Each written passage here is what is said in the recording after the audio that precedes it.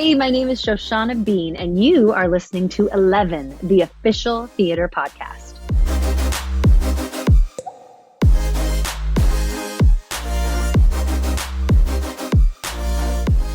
Hello and welcome to 11, the official theatre podcast that brings the biggest stars and creators together in one place to discuss life in the arts. Today is an extra special episode of the podcast as we have one of the finest vocalists and Broadway performers in history, with credits including Hairspray, Godspell, Waitress, Funny Girl, Beaches, and of course Wicked, a show that saw her replace original Green Girl Idina Menzel in the show. It's safe to say this person knows a thing or two about being centre stage. As a recording artist, she's released albums, performed in concerts, and gained personal friendships with some of the finest in the industry. And this Christmas, she's a special treat just for you. Joining together with a host of friends for her very own festive concert, perfectly titled Sing Your Hallelujah, direct from the world-famous Apollo Theatre, it's connection, tradition, and the power of love that's sure to shine brightest. Here to tell me and you about how you can share in the love this December, strap in, as up next, it's the legendary Shoshana Bean on 11, the official theatre podcast.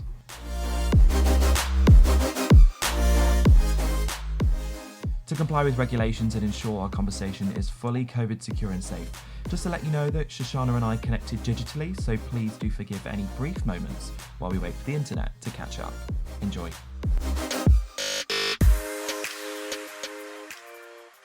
Going all the way to Portland now, direct from London, to speak to one of my all-time favourite people. I cannot believe she's on the podcast today. Please help me welcome to 11. It's only Shoshana Bean. Hello. Hello, my love. It's good to see your face and hear your voice again. It's so nice to see you. I haven't seen you in such a long time. I mean, that is sort of the theme of 2020, sadly, but especially with you, because we've not had you in London for so long. And we're going to get to talk about some of the amazing things that you've done. But just to say thank you so much for being part of this and giving me a little bit of your time. It's going to be amazing. I'm really looking forward to it. Oh, a pleasure. I'm glad to be here. Thank you. And yes, I miss you guys terribly. I think one of the places and one of the things I wanted to do more than anything during this weird year of restriction and isolation, I was like, I just want to be in London. I just wish I could go to London. What's the first thing you're going to do when quarantine's over? Go to London. I'm usually there like once a year. So this is tough to have a year go by without being there. It's rough. You are. And as you mentioned, you are here quite a lot. And that's one of the great things about, I guess, you coming and doing shows here is we get the opportunity to sort of make you ours for, you know, a few days or perhaps even a week, which we always feel very, very special. And I know that you've worked with Club 11 a few times and the shows you put on are ridiculous. I was talking to Darren, one of the producers of this podcast beforehand, just saying, do you remember this amazing moment? Oh, and do you remember this amazing moment? And another one.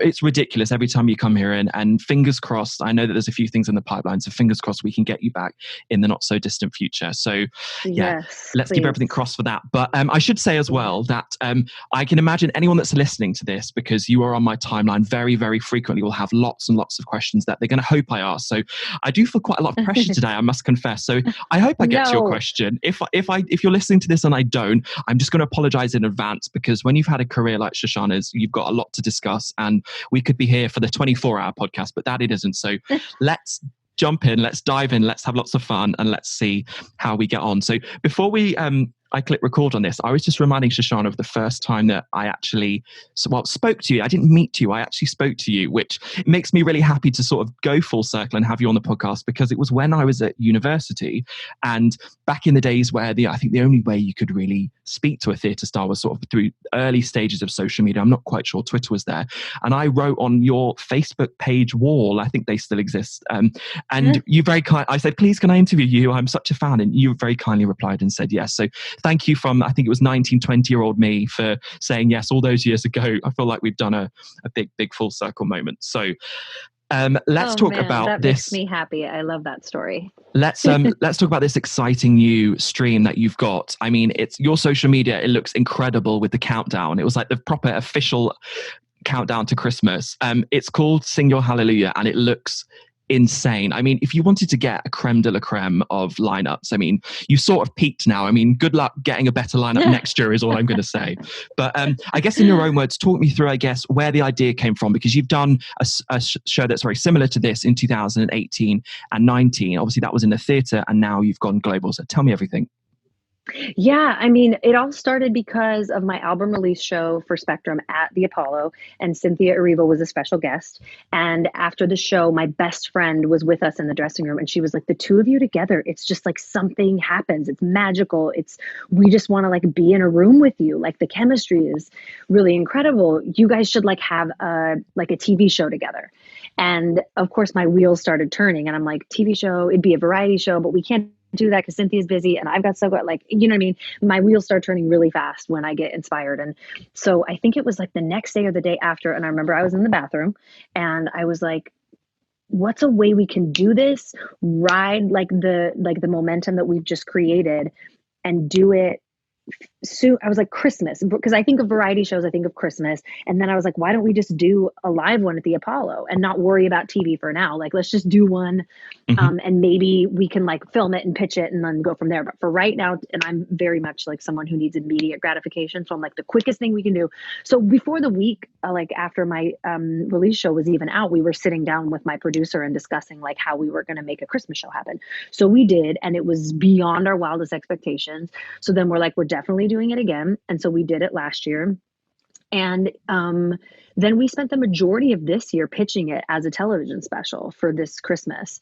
And, you know, things being as like sort of murky as they are in Mm. entertainment and budgets and timelines, and it just wasn't in the cards. So we started talking about how to film a smaller stripped down version that we could afford producing on our own, not this big budget extravaganza that we're thinking of doing. And then as the year continued to go by, we were like, you know, tone wise, I think it's more appropriate that we not put on a big, you know, candy coated spectacle when Hmm. people are like losing lives and jobs and home, like left and right. It's just been this year of sort of like stripping away. And so we started to talk about how we would do a show small, stripped down. And then all of a sudden, like, you know, over here, things stopped. Like Cynthia went back to work to finish filming Aretha. And we lost the opportunity to make anything with her, but I still was like, there's got to be, I can't let this go. There has to be a way to still plow forward. And maybe she can, you know, we can get her to record some things on location in Atlanta and we could fly it in and edit it in. And it just didn't work out with like their COVID protocol and like everything. So yeah, we just plowed forward and making it happen at the actual Apollo, turning it into a film. It really is a film. It's like a documentary style making of concert film.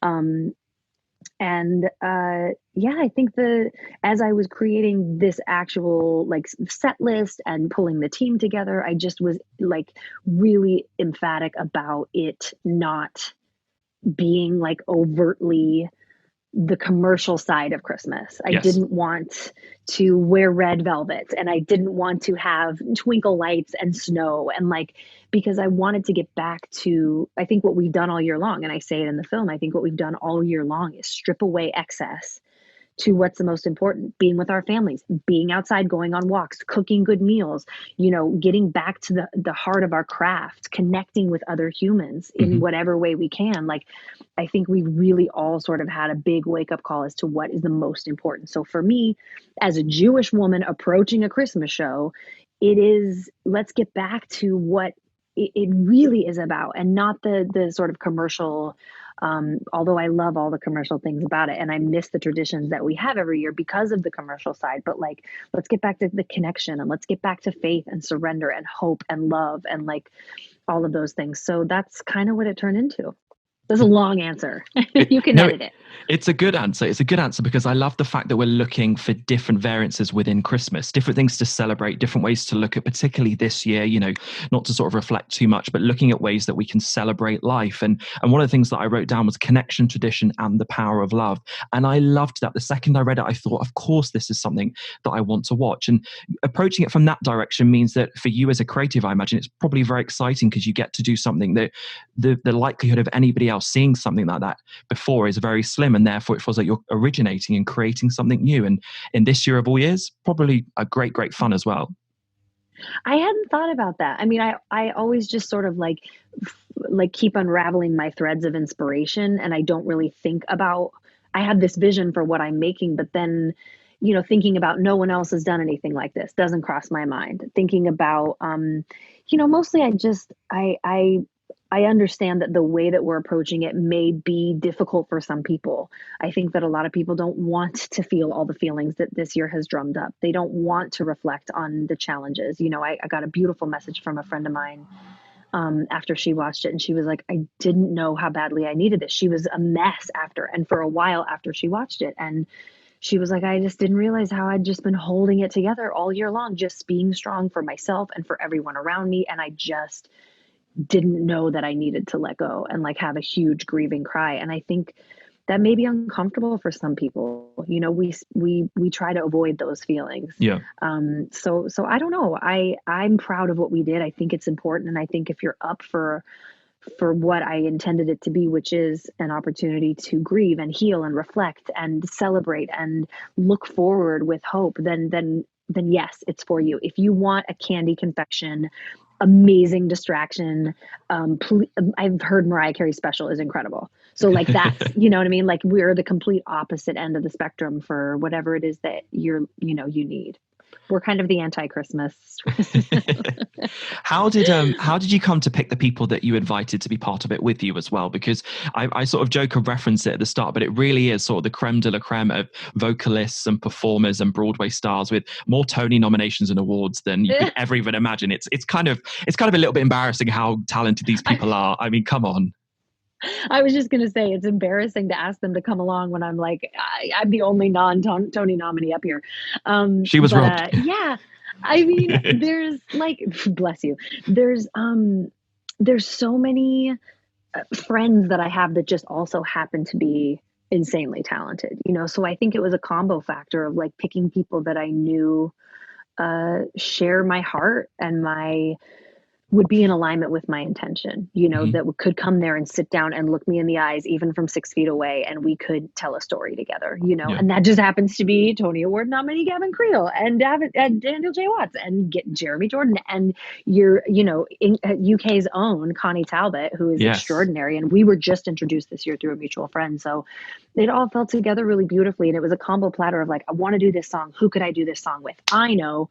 Or like Connie's in the show. What duet will we do? I know. You know, so it was kind of like a crossbreed of like, if I want to do this song, who are the best people to do this with? And Gavin and Shayna immediately came to mind, you know? So, yeah, I mean, I say it in the film. I feel like I'm being redundant because I'm just saying everything I say in the film, but like, you know, I say that, I love doing what I do, but it just makes it even more special and magical to do it with people I love. And you know what? As I'm thinking about it right now, I feel like I have to credit Darren Bell with this, because when I first started coming to London and I was performing for Club 11, and Darren was just so insistent that I always have special guests, that I needed to pack the bill with special guests because it will make it more appealing for the London audiences to come to my shows if I have their favorites up there too.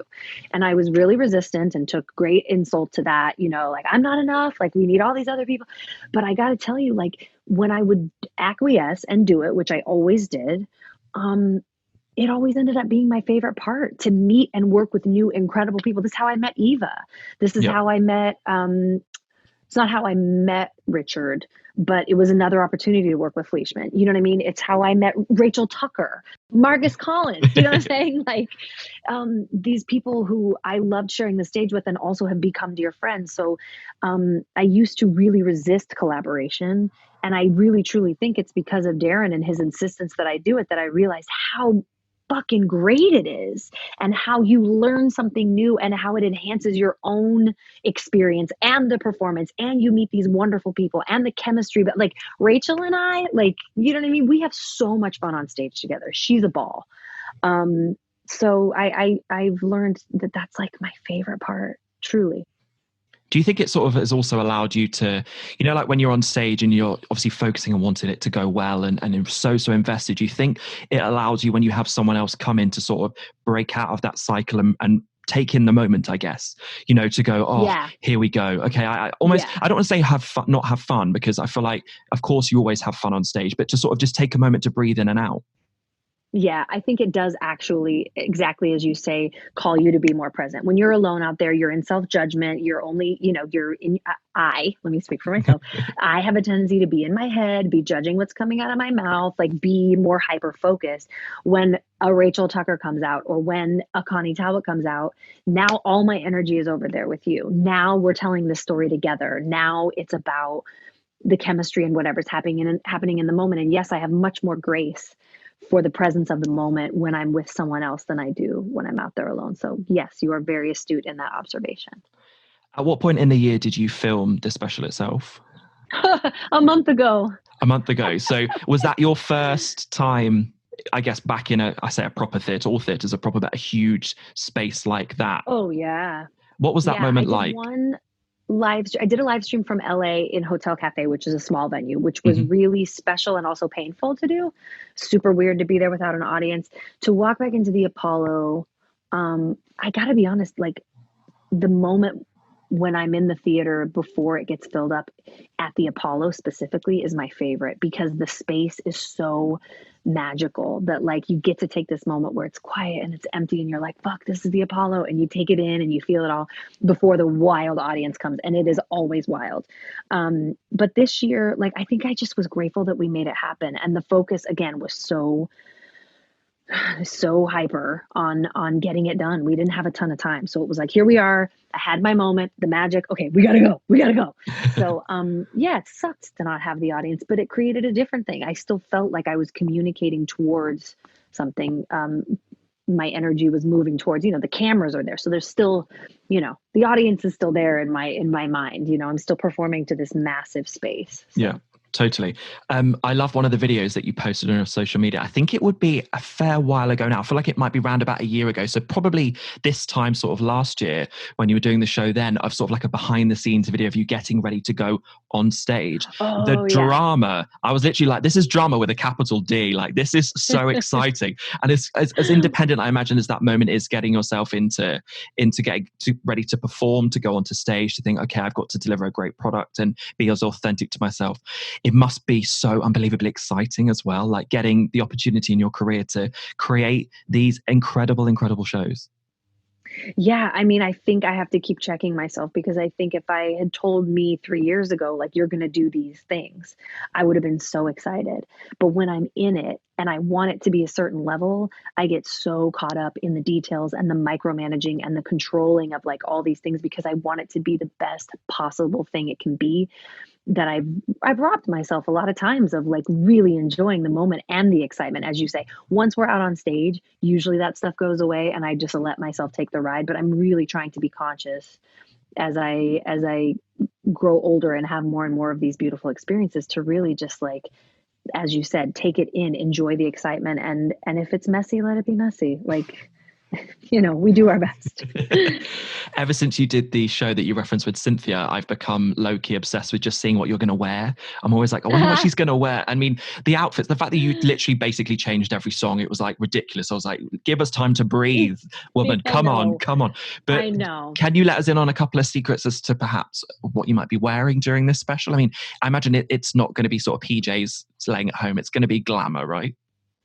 I think it's kind of like, I mean, I had it made. I had it custom made by my friend Ashton Michael, who I've been working with since since I moved to LA in like 2008, 7 or 8. So he's been making stuff for me custom since then. And I told him, I was like, I want it to be understated but still festive in some way. And so there's only one outfit. I had no intention of changing clothes. Again, I just wanted to strip away the sort of excess and the parade. I mean, we all love, we're not monsters. We love the costume parade. We love it. We live for it. We know what we're doing. We know every time we walk out, there's going to be a gasp and applause.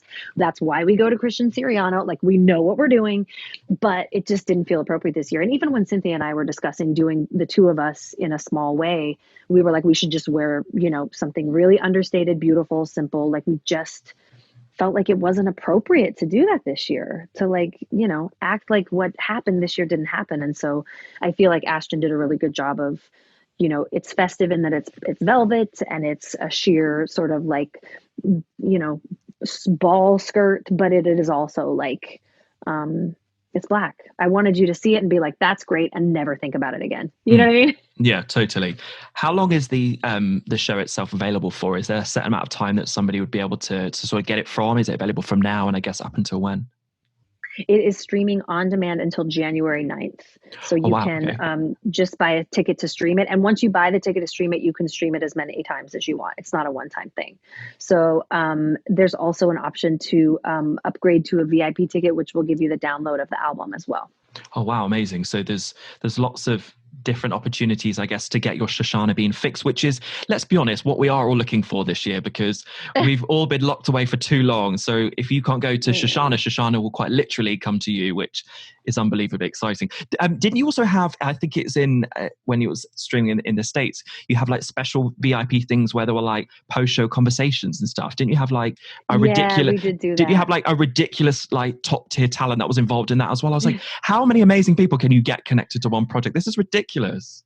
Listen, I want to get people excited about it, and also good conversation, like Billy Porter and Sarah Bareilles and Joel Creasy. Like, of course, it's going to be a good, entertaining conversation. Yeah. I think we might be, and maybe you can circle back with this or whatever in the next 24 hours, but I think we also might be doing a sort of like event release to do it all together on Christmas night, where you can like hang in a Zoom and watch it together and Q&A together. And like, we might do another event around, like a re-release event type of a thing.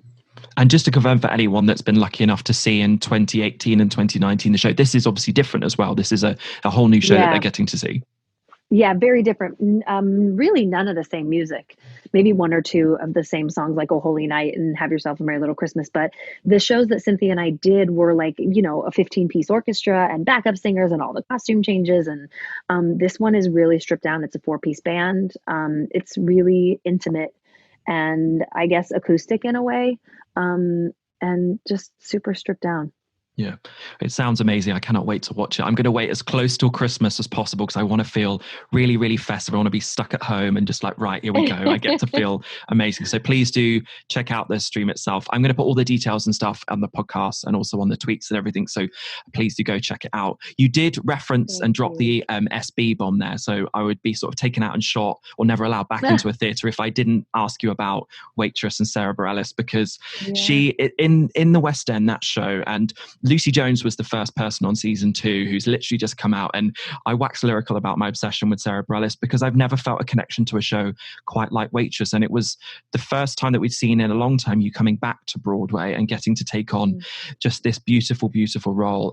Firstly, do you remember what it was specifically about that show and perhaps musically that made you want to, get back on the boards and come back to Broadway? Well, to be really honest, it wasn't even on my radar. It was just a straight up offer. It was a brief conversation. It was Gavin Creel's idea, to be honest with you. He hit me up in January because he was backstage and he was sick.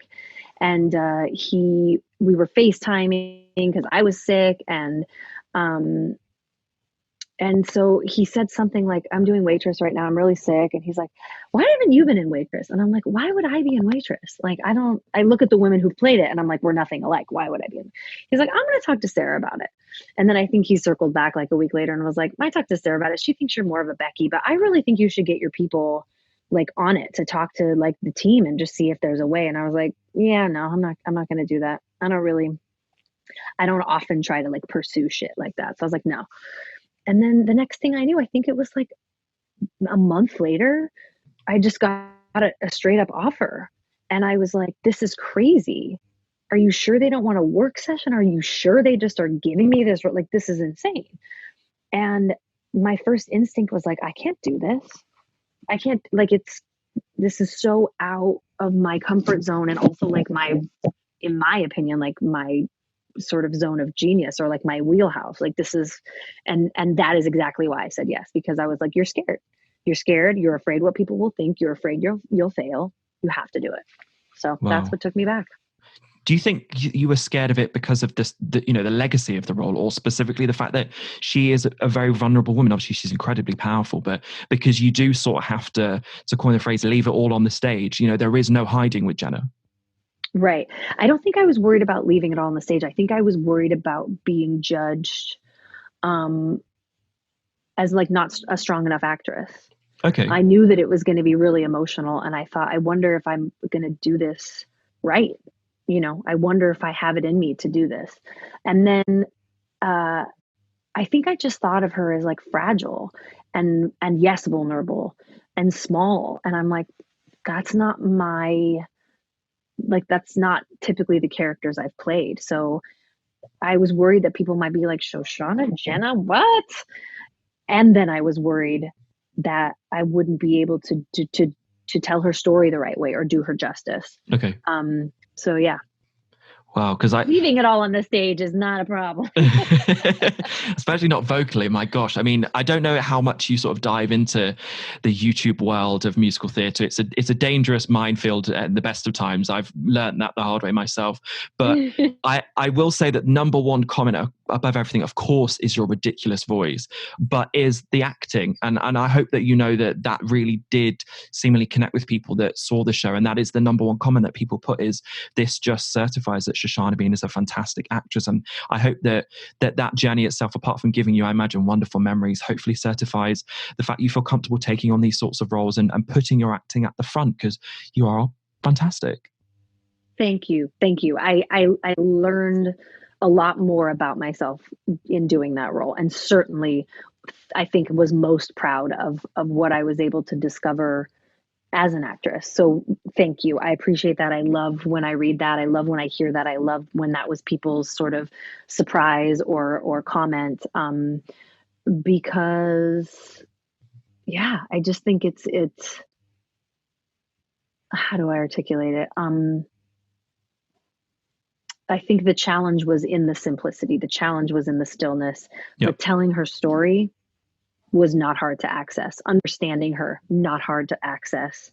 I think that the challenge came in not having to work so hard or do so much, but just letting it happen to me and let it wash over me. And then, you know, but I thank you. I'm very proud of what it was. Do I think 6 more months would give me a whole other layer of it?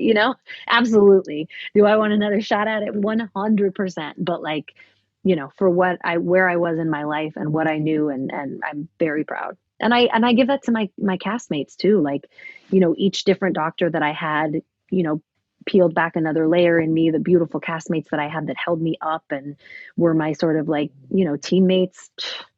Yeah, you can only be as good as your line. Definitely. Well, thank you, Gavin. I think don't thank me, thank him. It's right. all his ideas. So yeah, thank you very much for that. Crazy ideas are good ideas, I always find. I know. One show that I know that you're very well connected to is Hairspray. It's been a big part of your life, and we are actually getting a full-scale, incredible cast production of Hairspray back in the West End. We've waited so long. We've been good. We've served our time, and now finally it's back. Being part of that show, I mean, I was reading the list of things that you understudied in that show as well. It was ridiculous. You had so many understudy tracks, and there is a clip, again, not to reference people that are filmed in theatres, but of you playing Tracy, where they're just like early Shoshana Bean, hearing the beauty of your voice and the complexity of your voice that we love.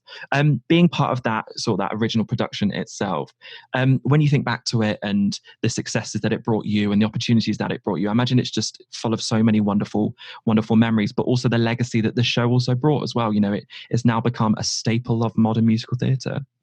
Yeah, that's crazy. I feel like there was a point where we knew that was going to be the case. Mm-hmm. I think as we were working on it, we're like, we don't know what the hell we're making. And then when we had our first audience in Seattle, we were like, oh, we're a hit. We are hot. And then as the reviews in Seattle rolled in, then the pre-sales in New York skyrocketed, and we landed back in New York knowing we were like the sweetheart of the season for sure. And I'm just so proud. Every time I see a kid dance, you can't stop the beat. Every time I hear a kid want to coach, I can hear the bells or something. I mean, like, I was a part of that. Like, it's crazy to me. And more than anything, like, that show gave me my family. Like, those people are my family. Camila Marshall, Jen Gambatiste, Michelle Cottrell, Jerry Mitchell, Mark Shaman, Harvey Fire. That is my family. Like, people that I speak to every day of my life came from Hairspray. So, aside from the professional gifts and the lessons and everything I learned and got to do, it's the people. Again, it's the people. When you're in a machine like that show, when it becomes, as you mentioned, so successful very quickly and very, very popular, and I imagine the same sort of thing, I guess, happened with Wicked when you were in that. But how do you keep up with the expectation? How do you run with a show like that when you know that it's incredibly popular and people have, they want to come, they want to be entertained, but they also want it to live up to the expectation? Because as we all know from day to day life, expectations and reality are, it's a tough sort of marriage to try and find. Yeah, I think with Hairspray, um, we had a genius director in Jack O'Brien. And, I think what our tendency was in Hairspray, because it's a comedy and because it's a broad comedy, the tendency was for us to lean further into it because the audience was so responsive that we kind of stopped telling the story sometimes. But Jack would come back and be like, get back to the pure storytelling when you didn't know you were a hit. Get back to like the heart of this show and the heart of these characters. So for Hairspray, I think Jack was our grounding force for sure. And I saw the difference. Like when I would come back and see other productions or other casts, I'd be like, Jack needs, like, I see what he means. If you don't have the heart and the purity of the intention of the storytelling, it turns into like just a messy pink, waka waka. It doesn't have the heart anymore. So I think that with anything, you just have to remember why you're telling the story and what the heart of it is. So that was Hairspray. With Wicked, again, we were under a thumb of associate directorship and a music director and stuff like that who were keeping us wildly in check for what our parameters were. But for me with Wicked, I feel like I never felt like I deserved to be there in the first place. So I never really took on the massiveness of what the show was, of what my role in the show was, of the fact that I was Adina's successor. So yeah, I think with that one, I just kind of kept myself in a state of not deserving so that I didn't have to like own the magnitude of where I was and what I was doing. When did that come though for you in terms of, personal gratification, and perhaps for Wicked when you thought, do you know what, I sort of have to succumb to the fact that I've been given this role, Adina's left, it's now mine. And therefore I know I have to deliver, on an artistic level, but B, also allow myself to enjoy my work. When did that come? I think settling into making it my own and really taking risks and not trying to just barf up my version of her performance, that came probably 5 or 6 months in when the director came and saw it and he was like, I don't understand what you're doing. I don't know what you're doing on stage. And in my mind, I was like, I'm doing what Adina did. But of course, it wasn't authentic to me. It wasn't organic to me. So it didn't make sense to do the same arm movements and read lines the same way when it's not authentic to me. So that was the first step, was like 6 months in. And then truly when I went on the road, then I finished the show in January of '06. And then 6 months later, 7 months later, I went on the road for 4 months. And that was the time that I went into it, having made the decision that like, you very rarely get a second chance in life to approach the same role. The fact that you get to do this is a miracle. And I want you to go in there and have fun and reclaim like your power, because you didn't have fun for a year because you were so scared of, missing a show or upsetting the producers or upsetting the director, upsetting the audience, or stepping too far into the spotlight, which was Adina's. Like you were so scared of so many things that you didn't spread your wings and kick back and enjoy it.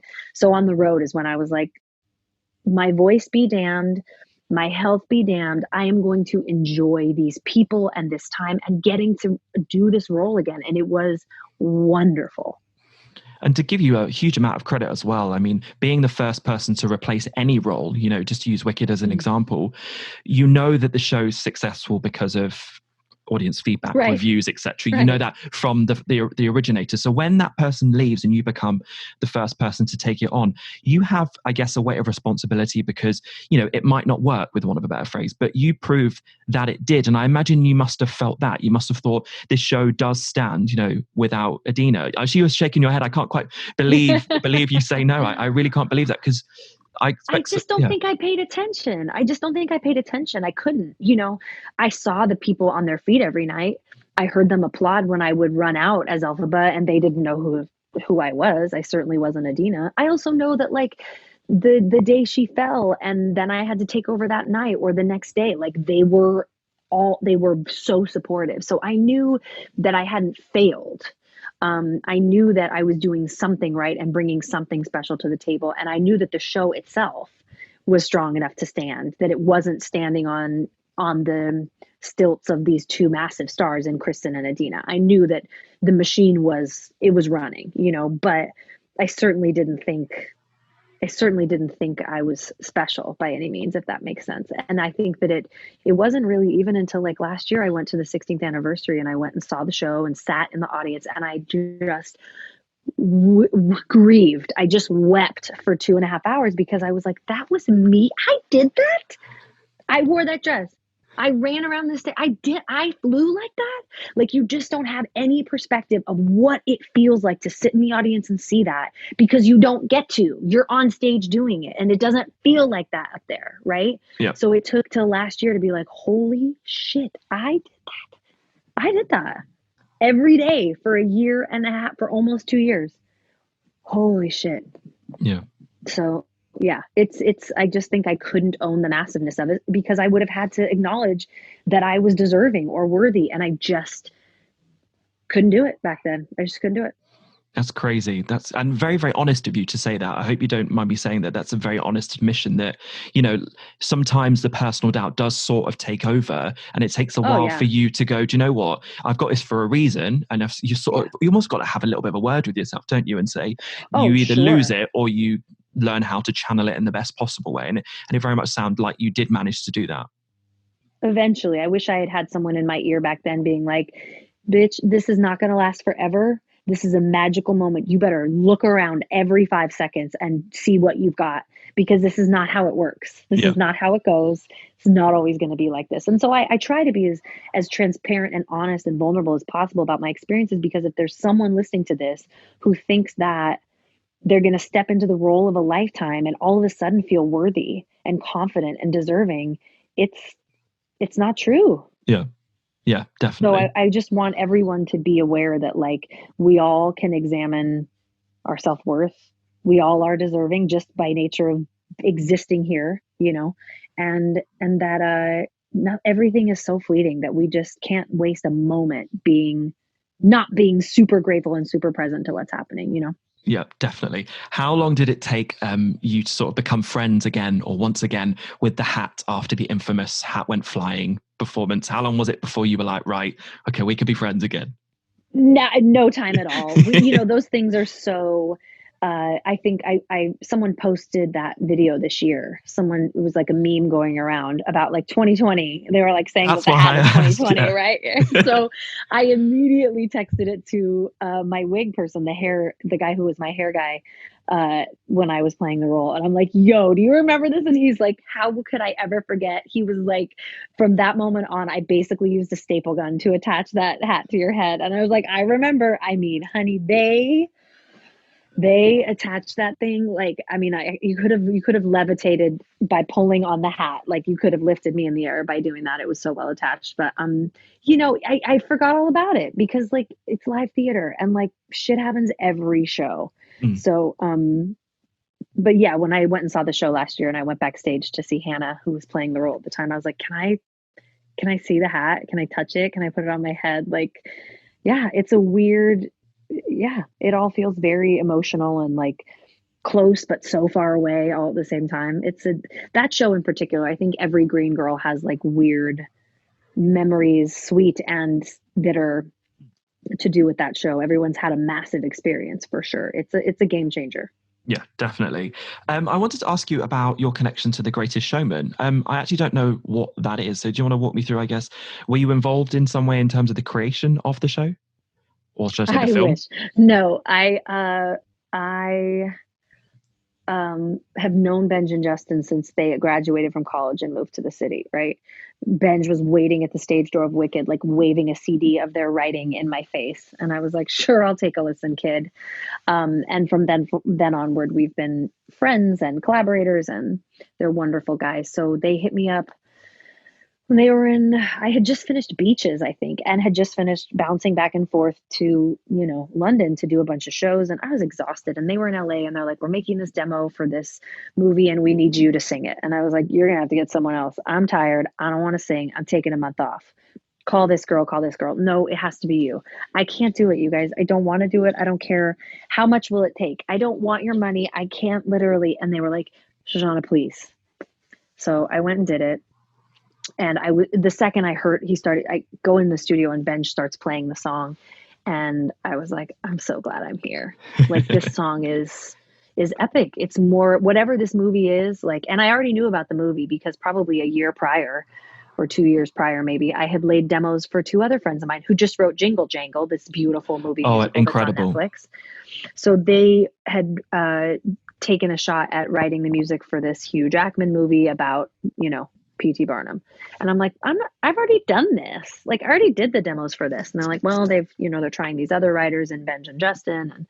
And so I just remember being like, I don't care what this movie is. This song is bigger than whatever this movie is going to be. Like, this song is a movement. This song is an anthem. You guys, when can I sing it? And they're like, you literally can't sing it until the movie comes out. So I had to sit on that song for damn near 2 or 3 years before I was able to like perform it and sing it. Why are you biting me? My dog decided to come in and harass me. She's ready to play. Yeah, so that's my connection to the movie. Amazing. And what a film it went on to, and you are part of that legacy and that journey, and it's probably something I imagine you're very, very proud to have been part of. Totally. 2020, mostly for my friends, like mostly to help my friends out and to see like their success, but yeah, I'm proud of it. 2024 is the official 10-year anniversary of my favorite Shoshana Bean song, Runaway Train. I would like to know, what are we having, a solo concert? Are we having a live stream? Can I please have 5 tickets? What are we doing? Of the song? Just a concert of the song on repeat. On repeat, yes. You got it. Just for you. Okay. Great idea. You arrange it. I'll be there. Okay. Literally, it's just the Runaway Train song on repeat. You could do a different key every time.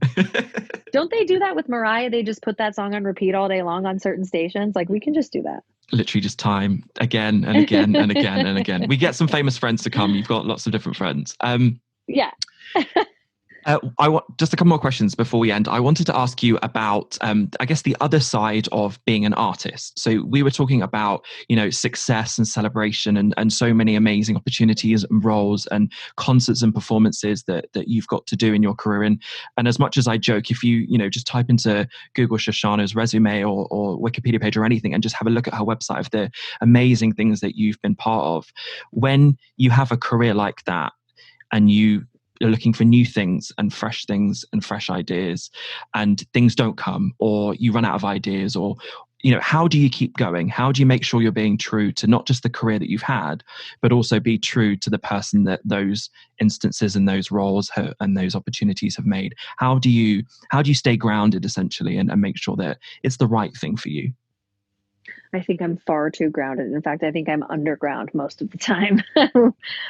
So I think staying grounded isn't super hard for me, but I think it's just about staying inspired and knowing that like the road isn't a straight one. It's very curvy. I mean, if you look back on all these things that you are so flatteringly referencing, it's like you would have never predicted that I would start here and be here now, right? Or the sort of winding road of the music that I write and produce, or the shows that I've chosen to do.